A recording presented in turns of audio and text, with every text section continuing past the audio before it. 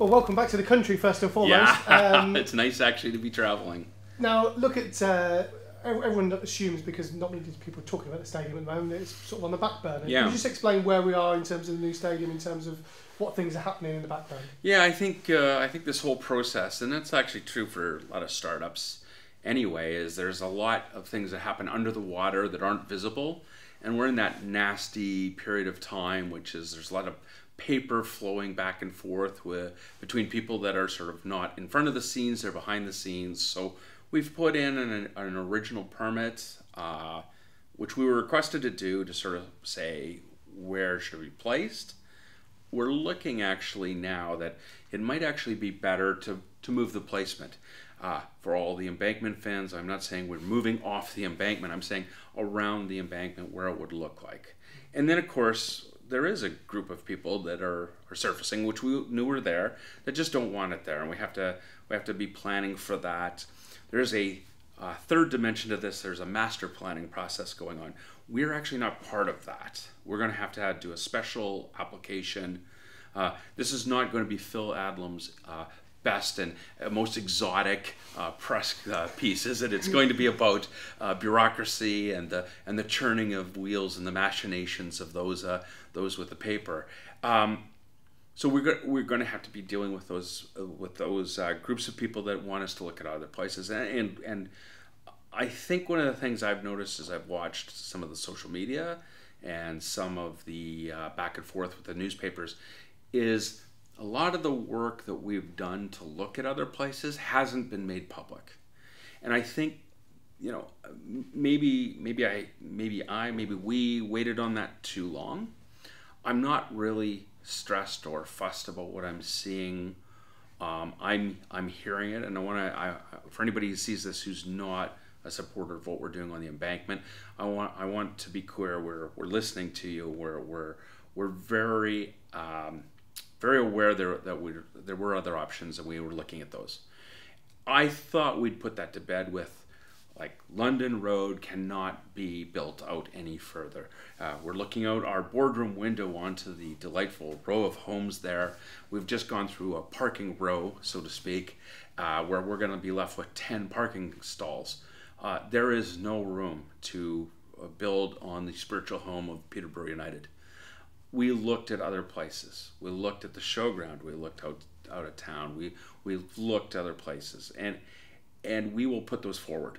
We will let the public have a chance to say, what were your other alternatives? Why aren't you there? Mm-hmm. I hope that when we come through that whole process, that it's going to be absolutely evident that this is really the best place, not just for the club, but for the city. Mm-hmm. What we can do in enhancing the green space, what we can do with a stadium that might be net zero or net positive with regard to energy, what we can do with bringing people down to the green space in the center of our city, and make the cathedral and the university and the retail and the cultural center all within a walking distance that makes the heart of the city.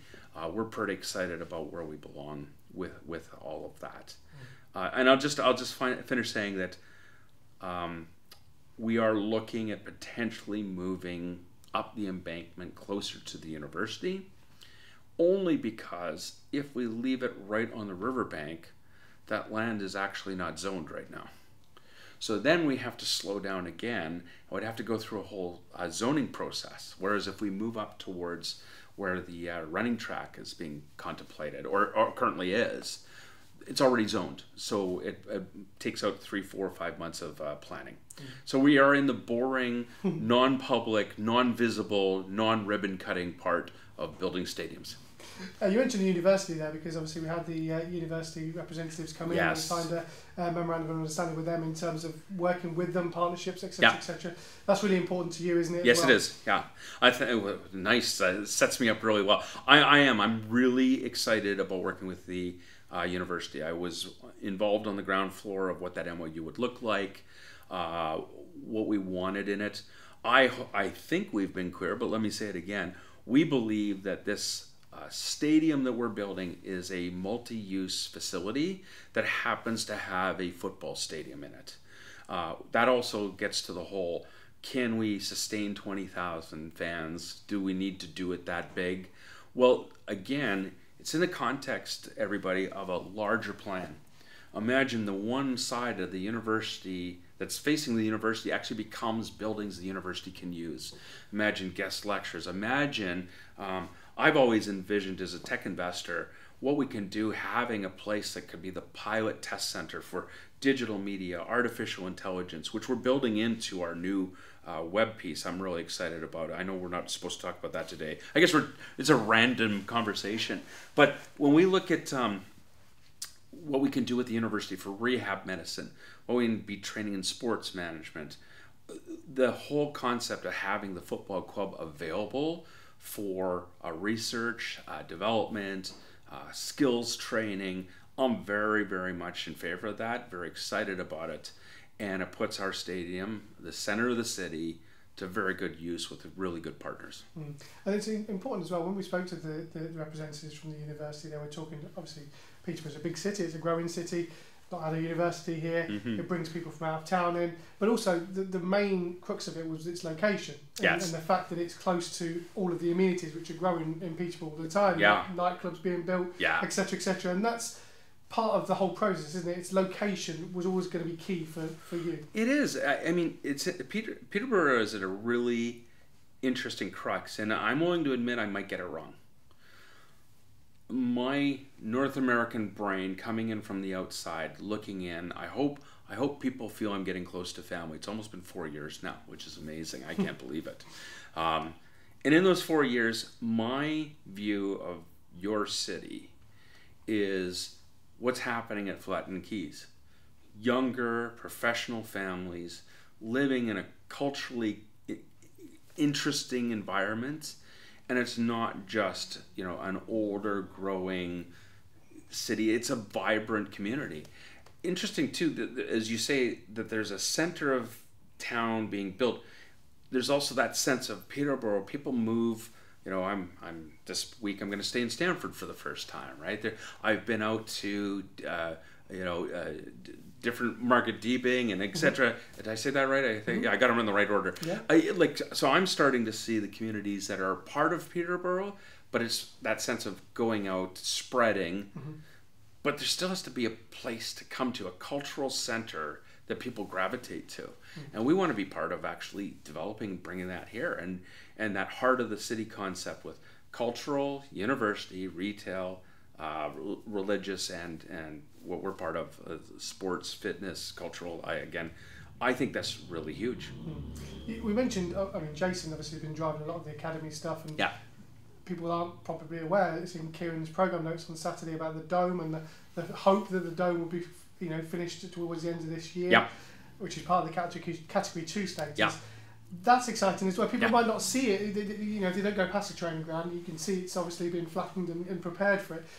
That's really exciting as well, to see that facility grow. It is. And it's the facility is an extension of what people do see. Harrison Burdos, Ronnie Edwards was one of the bright spots last night at Reading. How old's the kid? Right? He's from our academy. Ricky Jade has come through the academy. I mean, it'd be great if he's more healthy. That's just the way it is when you're a teenage boy. But there is so much talent coming through that. That was when we were at Category 3. Imagine with a better coaching. I think, I don't think we say it enough, that I think not just the Dome, but having Maddie Etherington and Simon Davies actually say yes to running our academy, look what those two guys have done in the last 3 years, and what Kieran's done since he got here. If we actually look at the graduation of those, and now we're giving them the tools, that's what they did with no tools. I'm really excited about it. I'm just, Kyle Barker. I watched Kyle own Ross Barkley at Chelsea, and it was so he's close, and it just goes on and on and on. And I think what we're doing with the academy is just providing tools to already really bright people who already have great ideas around recruitment, and let's get at it. I think that's going to pay for itself very, very quickly. You mentioned technology, and you touched upon it actually early on in the interview with regards to the website, because there's a lot of work going on behind the scenes think Jake and Chris have said that obviously we're looking to move across hopefully soon, and that'll provide a whole realm of possibilities, because ultimately you own the content and the advertising that you're able to do. Just talk about why that's so passionate for you. Yeah, okay, so this might be the most controversial part of the interview, so we'll see if this hits Twitter. I am absolutely bent on being one of the pioneers to move us past Article 48. Myself and 6 other teams that I've been working with, we all have a digital strategy at the base of how we want to support our fans. And as a fan here in the UK, I can't even imagine how frustrating it is that we're post-COVID and now you can't go on iFall to watch your team. And somehow you have to be able to, on a Tuesday night, make yourself available to get to Cardiff and back. I mean, I only went to Reading and I didn't get back till 12:30 at night, and that's because Barry dropped me off and he still had an hour to go, to get home himself. This is insane. Like, people are not going to quit going to football because they have a digital opportunity. You want to go for a pint, you want to go yell at Phil, you want to go, and they do. You want to say your team was shit, or you want to yell at the other team's fans and say, "Burned you tonight. Hope you enjoy League One." You want that experience. You're not going to give it up. But the experience is more in football. Like, it is about the whole journey to the stadium or journey to another facility. Article 48 is keeping fans that can't do those things. In North America, we're just baffled by this, because if you're in a senior's home, you go to visit your grandfather and he's always got the baseball game on. But that doesn't mean that 28,000 or 42,000 people aren't 2 hours away in the downtown stadium. And so I'm not going to lie, it's my Canadian, North American brain that is baffled by why I can't watch my team live on some kind of digital platform. And I think you all would agree with that, or that's not fair. More people are starting to agree with it after their experience with COVID. Now, where we're going is that we will have a platform that is surrounding our website. We've got this really amazing fan engagement tool. They're called viewing parties. We have a technology we're bringing in that we can literally be viewing the game and have 5,000 fans actually hang out together. We can bring in old players. We can bring in Phil. We can bring in Sam. We can have all these people on the platform and actually enhancing the viewing experience. We can create a membership tool that gets you more engaged and allows you to get discounts for things, points for other things, engagement with people that you don't have to be on Twitter or Facebook. It actually can be inside of our own platform. And again, with my background, we are bringing in tools underneath the things, again, you won't see. We call it middleware in the tech space, but it'll be artificial intelligence that drives things where again, some people feel it's a little intrusive, but literally if you're trying to get to, say, Johnson Clark Harris stuff and you don't want any more data on Ipswich, we can actually help sort of say, oh, would you like to see this and this and this? So it's supposed to be helpful tools, not intrusive tools. We're bringing all of that in. Chris and Jake and yourself and that whole team has done an amazing job of getting us ready. So we have a web partner, we have a software partner, we have a viewing platform partner, and we've been talking very closely with the EFL about, look, this is what we'd like to do, and currently we can't, and there's about 8 or 9 of us who believe we should. And by the way, you have a year and a half before the Sky contract comes up. What's your plan? I'll tell you what, I'm not convinced you have one. There's your second quotable quote. I believe that what we're doing coming out in Christmas, we can show the EFL. I've already given our draft outline to the other 6 clubs to say, this is what we're doing. And this is how the software is supporting it. And we've got some great feedback. I won't say the clubs, how's that? But how about this? If you're a smart bunny, you can go through the 72 and figure out which clubs are owned by North Americans. and just finally, actually, you mentioned COVID a couple of times. As a group of owners that live overseas, Some are expats, which is interesting, yeah, right? But this time must be really hard when you're not in the country, when so many rules, regulations, tests to do, etc., etc. Everyone talks about awful. Everybody else, but as owners that want to come over and see their club in action, it must have been tough this last 18 Well, months. it's almost like a group therapy on WhatsApp. It's like, hey, I saw you got into the country last week. How'd you do it? Oh, well, I use this exemption. Oh, I'm not sure I can use that exemption. I'm going to have to do this. Oh, if you're doing it, so it's like, but just as we think we've got a pattern we can rely on, pattern's gone. You know, Canada's gone red list, red, green, yellow. We'll go back to yellow next week. The rules change. You know, in my country, you want to get this libertarian wound up. For a while there, if you left the country, the government mandated you had to go as a resident and stay in a hotel for 3 days until it was proven you had a negative test. So you were forced to spend £1,000. Well, it was 1,000 Canadian, so I guess half of that. We call it Northern Pesos for a reason.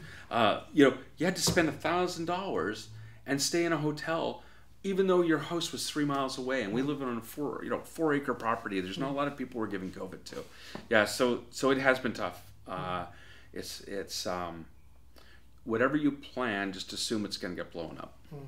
And I suppose that's the thing, isn't it? We talked about a stadium right at the outset of this interview, and I remember when the first plans were delivered and you were set an ambitious target again here, and this was going to happen, this was going to happen. We should be in the middle of it. We should already have the camera on watching the construction going. We should be interviewing Rihanna by now. Absolutely, yeah. Yes, that's right. But that's the thing, is that you never know in this world, yeah. do you? And it's hard to roll with the punches sometimes. You know what I'm really scared of is that as we head into the winter and we're heading for a wave, what if we go back to no fans? Like, we've gotten used to finally having, with revenue, finally the experience of everybody screaming and singing. You just want to give everyone a hug. But we're not that far away from going back to the future, so to speak. What if we end up in the middle of 2020, 2021? I don't think we get. I think I don't care what government, Labor or Conservative. If you actually decide to try to do that again, you might get rioted on the streets. But I don't think we should plan as if we're clear. How's that? And I suppose that's part of being an owner, isn't it? You have to have plan A, B, C, D, all the way to Z. Exactly. And the money to support all 26.